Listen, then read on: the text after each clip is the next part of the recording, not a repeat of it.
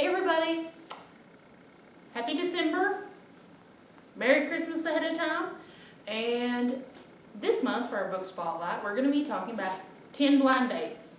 And the reason I'm doing it this month is it's set during Christmas. And another fun fact, if you take part in our book club here at the library, we're going to be doing this book, so you're kind of getting a little preview about what it's about. So, let's see.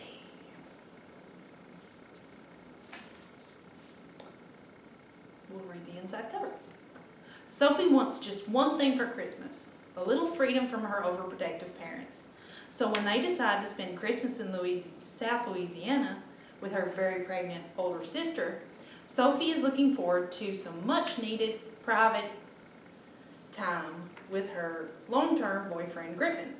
Except it turns out that Griffin wants a little freedom from their relationship. Heartbroken, Sophie flees to her grandparents' house where the rest of her boisterous extended family is gathered for the holiday.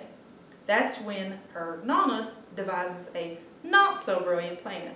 Over the next 10 days, Sophie will be set up on 10 different blind dates by different family members, like her sweet cousin Sara, who sets her up with a guy at an exclusive underground party, or her crazy aunt Patrice, who signs Sophie up for a lead role in a living nativity, with a boy who barely reaches her shoulder, and a screaming baby. When Griffin turns up unexpectedly and begs for a second chance, Sophie feels more confused than ever, because maybe, just maybe, she started to have feelings for someone else, someone who is definitely not available. This is going to be the worst Christmas break ever. Or is it? And the first 5 paragraphs, and the title of this chapter is Friday, December 18th, so it's going to give us a timeline. 2, 3, 4. Alright, here we go. Are you sure you won't come with us? Mom hangs out of the passenger window and wraps me in a fierce hug for the 10th time in the last 10 minutes. The pleading tone in her voice is doing its job. I'm an inch away from the first bit of freedom I've ever known, yet I'm only seconds from caving and jumping into the back seat. I hug her back tighter than usual. Dad leans forward, his face washed in the soft blue light from the dash. Sophie, we really hate leaving you here for Christmas. Who's going to make sure I get those fork marks in the peanut butter cookies just right? Not sure if I can be trusted to do it alone. I laugh and duck my head. I'm sure, I say. And I am. This saying goodbye part is hard, but there's no way I can suffer through the next week and a half at Margot's house, staring at bloated appendages.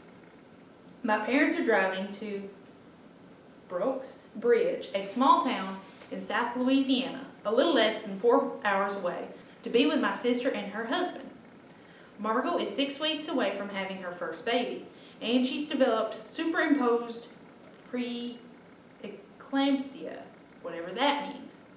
All I know is that it's made her feet swell to ridiculous sizes. And I know this because Margot is so bored out of her mind while she's been stuck in her bed that she sent me pictures of them from every conceivable angle. And that is the first 5 paragraphs of 10 blind dates. If you want to take part or read this, just let us know.